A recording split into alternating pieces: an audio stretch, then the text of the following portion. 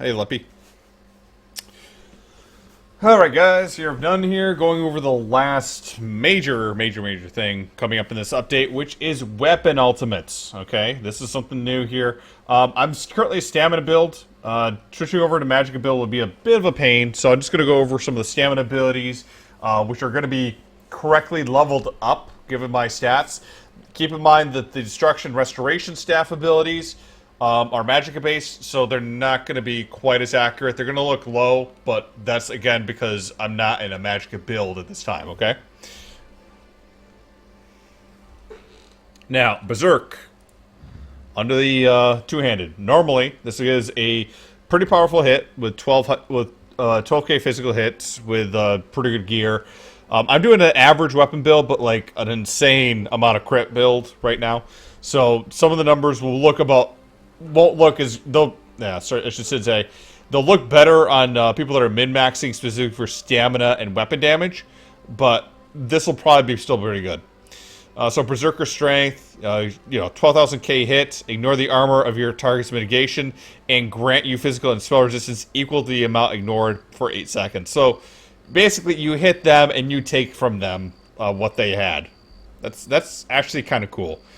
I think the only other thing that I can think of that is similar but not quite the same is the Dragon Knight's Corrosive Armor, which will ignore all physical resistance, but this one says it's going to ignore the target's mitigation and grant you the physical spell resistance there. That's kind of good, I guess. Well, definitely good. If you're going against a tanky opponent, that Berserker is going to go straight through them like hot knife through butter. Now, you have two options here. Onslaught, which gives you the killing the enemy with this, is going to give you refund the ultimate cost immediately, which that's going to be interesting here. Let's say you're on a killing spree. You kill one guy, you kill the other guy. You're going to just keep on hitting Onslaught over and over again if you use that.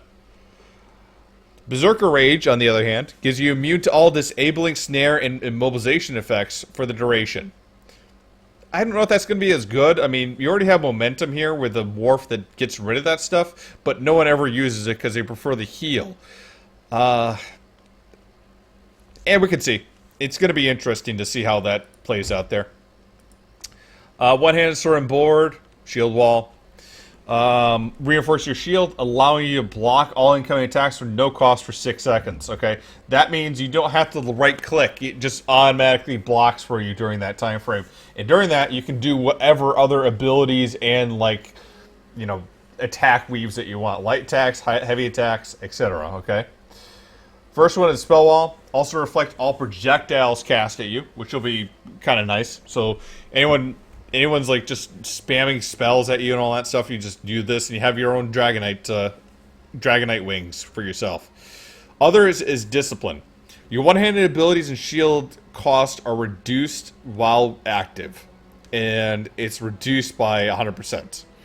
So it basically all these abilities here are free when that happens.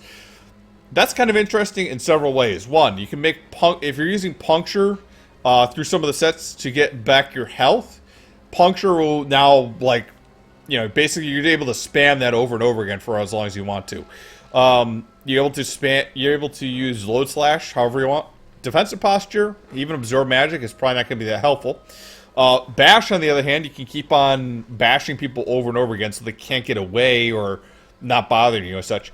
But more interesting, I think Shield Charge, or aka Invasion with the Morph, will be interesting because if you have, let's say somebody's trying to kill you and you have a whole bunch of enemies come in, you can go ahead and start Shield Charging back and forth, knocking people down and actually get yourself further away than you normally would because it's not going to cost you anything for that evasion. Ultimate cost is also pretty low on this as well, just 100. Should mention the Berserker Strike here is like 150.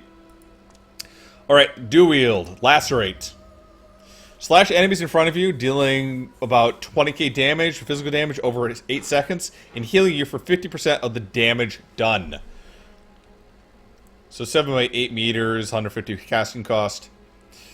Rend also increases the duration, so now you're going to be doing 37,000 damage over 16 seconds. Alternatively, Thriving Chaos. Each enemy hit increases the damage done as well by 30%. Each enemy done by 5% with a maximum of 30% of damage over time. So, just pulling up a calculator here real quick.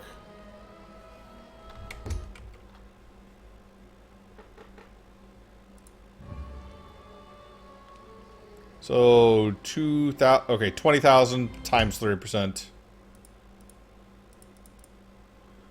times 1.3. You'd be looking at 26k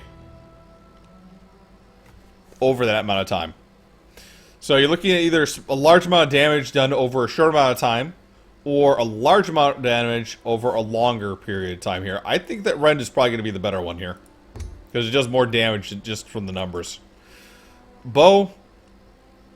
Alright. Rapid fire. Unleash a barrage of arrows at the enemy, dealing 37,000 physical damage over 41 seconds, or 4.1 seconds. You can move its full speed while channeling this attack. And yes, this is a channel. You can't do anything else while it's channeling. Toxic Barrage deals poison damage. After the barrage ends, your poison deals poison damage. After the barrage ends, you poison the enemy, dealing additional damage over time. So you're doing 37k, and then afterward, you're doing an additional 27k.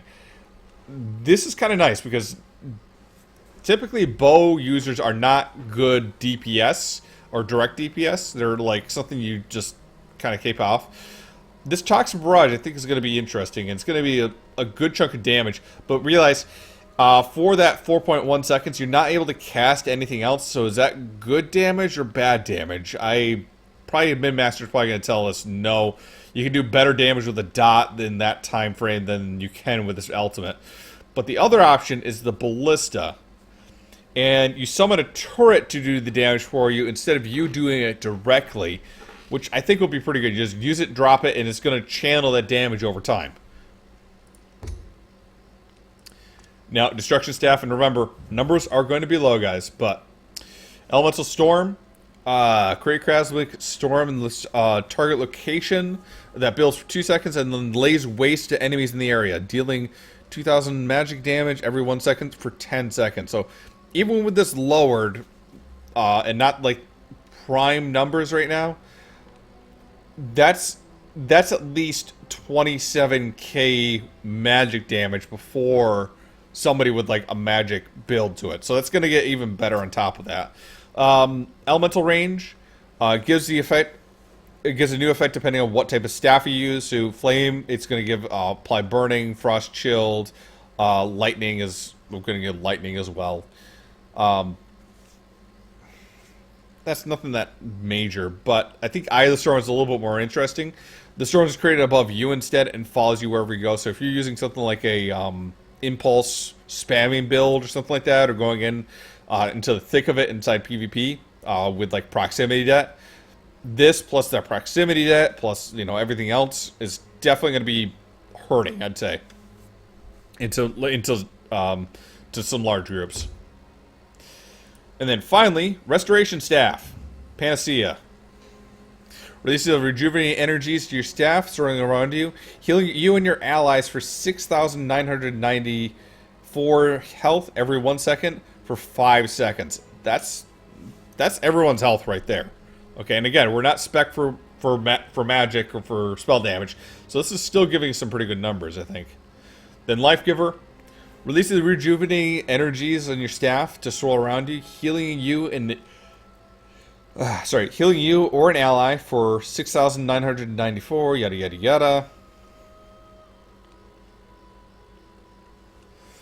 When you activate this ability, you automatically cast Regeneration, Blessing and Protection, and Steadfast Ward at no cost. Also, wait a minute, is this single target? Your staff swirling around you, healing you or an ally. It's not everyone. That's not good. Champion's Light. Release the rejuvenating energies of your staff and swirling around you, healing you or nearby allies for 6,000 health for 1 second by 5 seconds. Okay. Any friendly targets you heal gain major force and major protection for 5 seconds, increasing the critical damage done by 30% and reducing the damage taken by 30% as well. Alright. These all look pretty good here. Again, I don't have good stats right now to do destruction and restoration. I kind of just like the RNG that seems to be coming with the Panacea. But most of the other ones here look pretty good. I'll try to release a video later showing what they look like on the PTS. But I will say right now, for what we've done on the PTS so far, Lacerate is really lackluster in the ultimate look of it. Like, bow looks cool. It's like going through and doing damage. Berserker Strike looks okay. I feel like it needs a better animation than what it has now, because it kind of looks like the Execute, which we're already spamming in certain cases. Shield Wall definitely looks cool. You're blocking whatever, you're able to do other things as well. And I'm going to take a look at Destruction or Restoration, but I'll probably do that another night. It's getting late here for me, and I got to get some sleep. But that's just some of the new stuff here on the PTS. Hope you guys enjoyed. In the meantime, so I have new ultimates, do we?